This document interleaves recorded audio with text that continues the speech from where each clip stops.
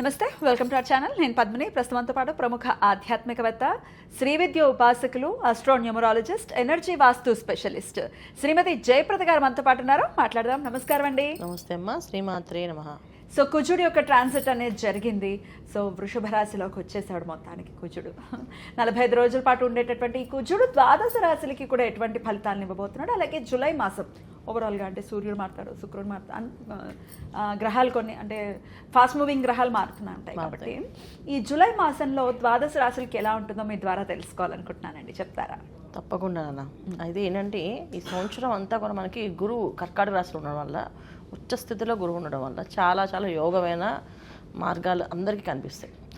చాలా విషయాలు అంటే విజయాలు సాధించాలనుకునే వాళ్ళకి అందరికీ బాగుంటాయి. అయితే ఇలా వృషభ రాశిలో కుజుడు రావడం వల్ల ఇంకొంచెం ఫాస్ట్గా వెళ్ళే అవకాశాలు, ఫాస్ట్గా మూవ్ అయ్యే అవకాశాలు, కొన్ని రాశుల వాళ్ళకి అత్యంత అదృష్టాన్ని తీసుకొచ్చే అవకాశం కుజుడు వల్ల జరుగుతుంది. బ్యూటిఫుల్. అది ఎలాగో తెలుసుకుందాం. గోచారం చెప్పండి, ఎన్నాళ్ళు ఉంటాడు, అలాగే ఇట్లా.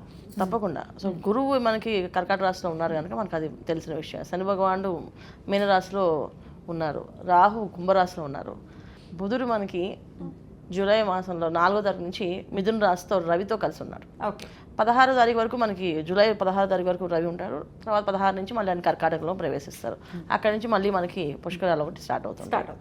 సో ఈ విషయంలో చాలా విశేషం ఏంటంటే గురువు ఉండటము, రవి మార్పు, రవి బుధుడు కలయిక 15 రోజులు ఉండడం వల్ల ఒక అదృష్టం కొన్ని రాసుల వాళ్ళకి.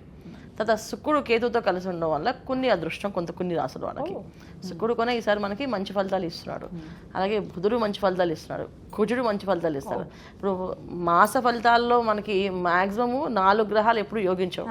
అలాంటిది ఈసారి మనకి బుధుడు, కుజుడు, తర్వాత శుక్రుడు, ఈ 3 గ్రహాలు చాలా యోగ్యంగా మనకి యోగిస్తున్నాయి. మంచి సమయంగా కన్సిడర్ చేయొచ్చు. అయితే చాలా మంచి సమయంగానే అందరికి అన్ని రాశుల వాళ్ళకి ఒక్కొక్క రాశికి ఒక్కొక్క స్పెషలైజ్డ్గా పాపం వచ్చే అవకాశాలు కనిపిస్తున్నాయి. అందువల్ల చక్కగా చూసుకోవచ్చు. సూపర్ అండి. మరి అవేంటో తెలుసుకుందాము. మరి మొదలు పెడదామా? తప్పకుండా. మేషరాశి వారికి జూలై మాసం ఎలా ఉండబోతోంది జయప్రద గారు? తప్పకుండా. మేషరాశి వాళ్ళకి ఏలాంటి ప్రభావంతో ఉంటున్నారు వాళ్ళు ఈ రాశులు. అయితే వాళ్ళకి అసంత కొంచెం ఉత్సాహం వచ్చింది అంటే కుజుడు ధనస్థానంలో మారడం, ద్వితీయ స్థానంలో ఉండడం వల్ల పనుల్లో కొంచెం వేగవంతం. ఇప్పుడు దాకా ఏ పని చేసినా ఆలస్యం అవ్వడం, ఒక వీసా కోసం ప్రయత్నం చేస్తే వీసా రాకపోవడము, తర్వాత వ్యాపారంలో అభివృద్ధి అనేది లేకుండా కొంచెం దిగులుగా జరగడము, ఉద్యోగాల్లో ప్రమోషన్స్ రాకపోవడం, ఇబ్బంది పడేవాళ్ళు, వీళ్ళందరికీ కొన్ని ఏంటంటే కుజుడు ధనస్థానంలో రావడం వల్ల, ద్వితీయ స్థానంలో రావడం వల్ల వీళ్ళకి అద్భుతమైన ఫలితాలు బ్రహ్మాండంగా పనిచేస్తున్నాయి. ఏంటంటే వీళ్ళకి విదేశాలకు వెళ్ళే యోగము, తర్వాత ఉద్యోగంలో ప్రమోషన్స్ వచ్చే అవకాశము, కొత్త బాధ్యతలు తీసుకునే అవకాశాలు ఎక్కువగా కనిపిస్తున్నాయి. సో మేషరాశి వాళ్ళకి కుజుడు ఒక ట్రాన్సిట్ అనేది చాలా బ్రహ్మాండంగా జరుగుతుంది. బాగుంది కదా. ఎందుకంటే రాశాధిపతి ద్వితీయ స్థానంలో ఉండి ఆయన రాశిలో ఉన్నప్పుడు పని చేయలేకపోయాడు, కానీ ఈ రాశిలో ఉండడం వల్ల పని అవుతుంది. ఎందుకంటే ఇక్కడ మేషరాశిలో ఉండడం వల్ల ఎప్పుడు ఏంటంటే మాట చాలా కటువుగా వస్తుంది. ఆయన ఏ స్థానాల్లో ఉంటారో ఆ స్థానం వాళ్ళు, ఆ రాశి వాళ్ళు మాట చాలా కటువుగా మాట్లాడతారు. దానివల్ల చాలా పనులు ఆగిపోతుంటాయి. ఇప్పుడు వీళ్ళకి మాట మళ్ళీ అన్ని విధాల చక్కగా చేసుకునే అవకాశం వచ్చే అవకాశం ఉంది. మేషరాశి వాళ్ళకి అన్ని విధాల మంచి ఫలితాలు ఉన్నాయి ఈ మాసంలో. ఇక రవి బుధుడు ఇద్దరు కూడా ఏంటంటే ఉద్యోగంలో, వ్యాపారంలో ఉన్నత స్థానాలకు వెళ్ళే అవకాశాలు ఇచ్చే అవకాశం ఉంది. వీళ్ళకి అన్ని విధాల మేషరాశి వాళ్ళకి బాగుంది.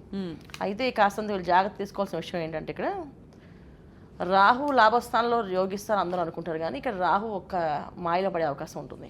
అంటే కొత్త వ్యాపారాల్లో పెట్టుబడులు పెట్టడం కానీ, మొదలు పెట్టడం కానీ కాస్త ఆలోచించి వాళ్ళ పర్సనల్ జాతకాన్ని చూపించుకొని చెయ్యాలొద్దా అని అడగాలి. ఎందుకంటే ఏళ్ళనాటి శని ప్రభావం ఉంది కనుక శని భగవాన్ ఇచ్చే ఆలస్య ఆటంకాలు అనే ఇబ్బందులు అనేవి ఉంటాయి ఖచ్చితంగా.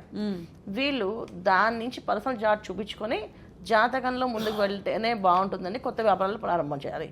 ఈ మాసంలో వ్యాపారాలు చేసే అవకాశాలు ఉన్నప్పటికీ కూడా ఒక ఎంత చూసుకోవాలి వీళ్ళు. ఇది వీళ్ళు చేయాల్సిన పరిహారాలు.